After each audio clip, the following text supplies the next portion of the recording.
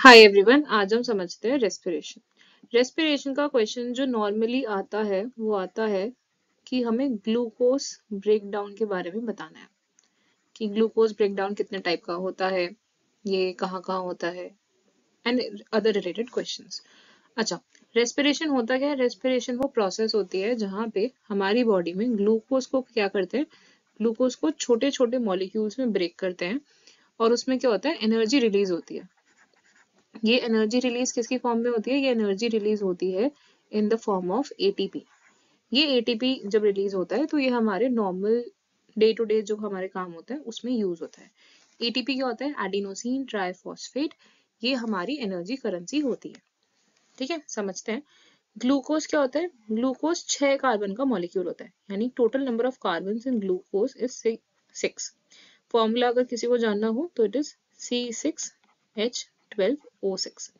सबसे पहले क्या होता है कि किसी भी सेल में, चाहे वो किसी भी ऑर्गेनिज्म का हो, उसके साइटोप्लाज्म में ग्लूकोज का जो 6 कार्बन का मॉलिक्यूल होता है ये पायरुवेट में ब्रेक कर जाता है। पायरुवेट के पास कितने कार्बन है? पायरुवेट के पास है 3 कार्बन। तो एक ग्लूकोज का मॉलिक्यूल ब्रेक करता है दो 3 कार्बन के मॉलिक्यूल में, जैसे हमने कहा पायरुवेट। अब ये पायरुवेट 3 तरह से जा सकता है। इस पे क्वेश्चन भी आ सकता है इन फॉर्म ऑफ कि what are the different fate of pyruvate, यानी कि पायरुवेट कहाँ कहाँ या क्या क्या उसके साथ हमारी बॉडी में किस किस चीज फॉर्म में वो चेंज हो सकता है। तो सबसे पहला आता है हमारा कि इन प्रेजेंस ऑफ ऑक्सीजन। ठीक है, तो रेस्पिरेशन देखो टेक्निकली होती है दो तरह की। एक होता है ऑक्सीजन की प्रेजेंस में, इसे हम कहते हैं एरोबिक रेस्पिरेशन। और एक होता है जो कि ऑक्सीजन की प्रेजेंस में नहीं होता, यानी एब्सेंस में होता है, विच इज एनएरोबिक। इसे हम कैसे समझ सकते हैं? एरोबिक एयर, एयर में सबसे ज्यादा हम क्या यूज करते हैं? ऑक्सीजन। तो एरोबिक एयर ऑक्सीजन, यानी ऑक्सीजन की प्रेजेंस में। एन मतलब की एब्सेंस, यानी कि ऑक्सीजन की एब्सेंस में। तो जब ऑक्सीजन प्रेजेंट होता है तो ये कहाँ होगा? फर्स्ट ऑफ ऑल ये होगा माइटोकॉन्ड्रिया में। तो पायरुवेट किस में ब्रेक होगा? पायरुवेट ब्रेक होगा carbon dioxide, water and energy में। ठीक है, H2O and CO2 plus energy. Energy किसकी फॉर्म में? एटीपी की फॉर्म में। आगे बढ़ते हैं। अब अगर ऑक्सीजन नहीं है तो दो चीजें हो सकती हैं। पहला होता है ईस्ट के सेल में और दूसरा होता है मसल सेल में। ईस्ट सेल में क्या होता है कि हमारा पायरुवेट ब्रेक होता है ethanol plus carbon dioxide plus energy.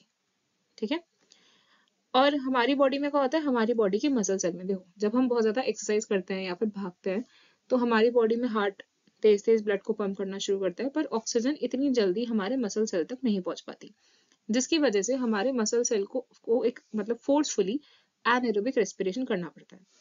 तो ये क्या प्रोड्यूस करता है? ये प्रोड्यूस करता है लैक्टिक एसिड और एनर्जी।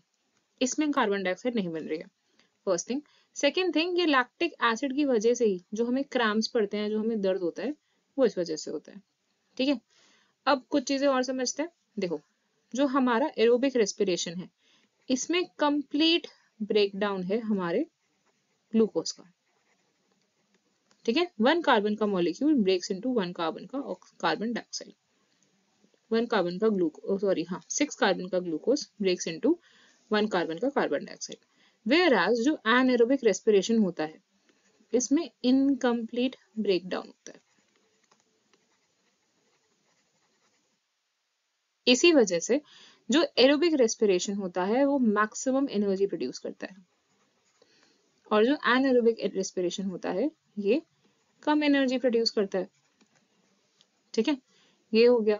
अच्छा, एक क्वेश्चन ये भी आ जाता है कि कोई पर्सन था या कोई इंसान है जिसने बहुत ज्यादा एक्सरसाइज करी थी और अब उसकी बॉडी में पेन हो रहा है। तो ऐसा क्यों हो रहा है? क्योंकि उसकी बॉडी में क्या हुआ? मसल सेल ने एनारोबिक रेस्पिरेशन करी, जिसकी वजह से लैक्टिक एसिड बना। इस लैक्टिक एसिड की वजह से क्या होगा? इस लैक्टिक एसिड की वजह से क्रैम्प्स आ गए। इसकी वजह से क्या हुआ? इसकी वजह से अब पेन हो रहा है। तो ये क्या कर सकते हैं हम? ऐसा इंसान को हम सजेस्ट करेंगे कि वो गर्म पानी से नहाए या मसाज करे। इससे क्या होगा? ब्लड का सर्कुलेशन बढ़ेगा। ब्लड का सर्कुलेशन बढ़ेगा तो ऑक्सीजन मिलेगी, which will help with the production of lactic acid. ठीक है, सो ये आपकी जो फिगर है ये एनसीईआरटी की है और ये बहुत ज्यादा इंपॉर्टेंट है। इससे बहुत ज्यादा क्वेश्चंस बनते हैं। आई होप आपको समझ में आया हो। Thank you.